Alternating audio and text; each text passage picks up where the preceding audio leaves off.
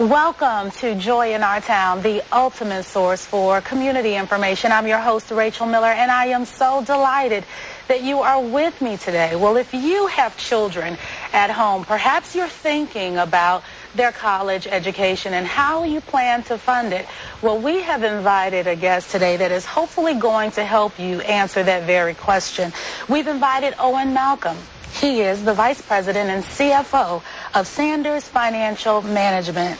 Welcome to the broadcast. Thanks, Rachel. It is a delight to have you here, and I know that, of course, we're in the back to school times, and, for parents who are thinking about their child's college education and just financing it, I know that they have tons of questions. Yes. You've got some great news for the person who probably hasn't done any planning, because I understand that there is a program called the 529. Tell our viewers about it. Well, a 529 plan is properly known as a 529 college savings plan, sponsored by every state in the country. Georgia has a plan that's a great plan, and when you put money into a 529 plan, it's designed for college.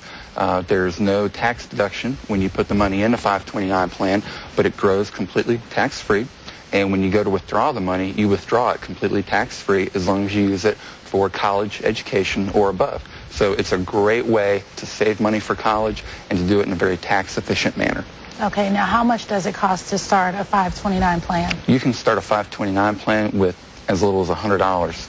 To start, you can set up an automatic bank draft where you put in any amount of money per month, $10, $25, $100, whatever you desire. It's a great way. You don't have to have a lot of money to begin a 529 plan. And of course, it's never too early to start saving for college. Okay, good. Now, what are some of the most common mistakes that parents make when they're thinking about planning for their child's funding their child's college education? Well, I think first, not saving enough money. It's somewhat obvious. We all know how expensive college can be, and you can never save too much or start too early. So certainly, it's never too late to begin saving, whether it's in a 529 plan or wherever you may put your money.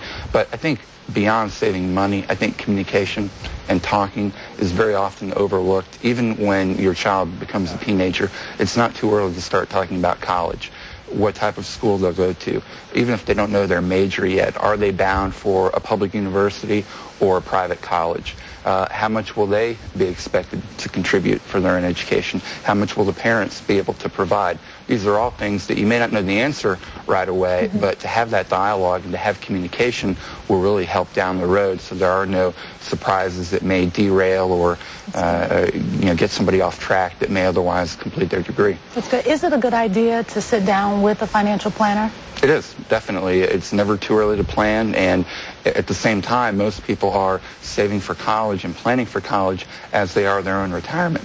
And knowing how much to put aside for both purposes is a very difficult question at times, and sitting down with a professional is definitely advisable. How do you go about finding someone that you can trust when you're dealing about the money, when you're thinking about, handling proper money management and making those types of decisions? I think getting a referral from someone you trust, a friend, a family member, maybe your accountant or an attorney, those are all great ways to find someone. You can do an online search.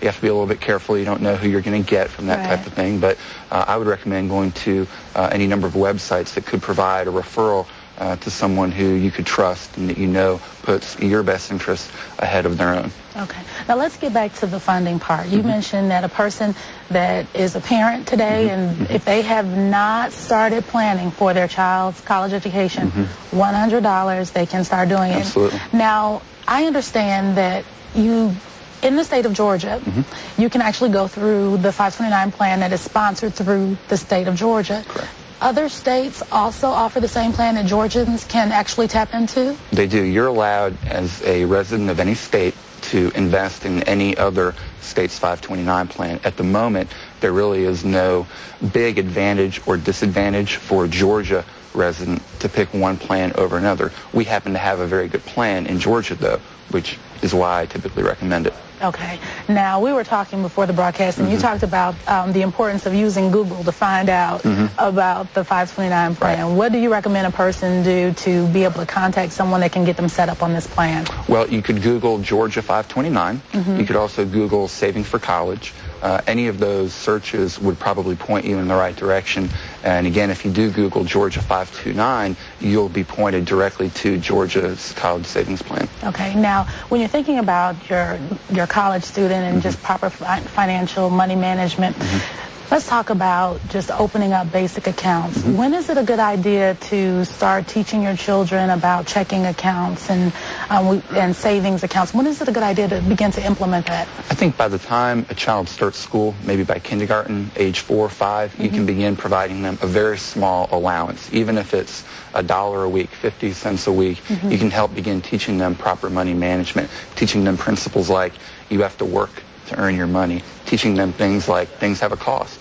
And money is not in unlimited supply, and you have to budget your money. And it doesn't grow on trees. Exactly. And whether you're 5 or 55, that is a great lesson to know and to really have ingrained in you. As far as a checking account goes, I think certainly by college age, you would want to have a checking account. You can open it sooner if the parent co-signs on the account. But really, the whole goal of sending a child to college is to prepare them for their life on their own and their career and getting them ingrained in the real world. And so having a checking account will help teach them proper money management and budgeting. Okay. Now, for college students, when is it a good idea to start even thinking about saving for retirement? You know, I know when you're in college, you're not thinking about retiring. You're just excited to be out of mom and dad's house, and you're just happy to be out and on your own.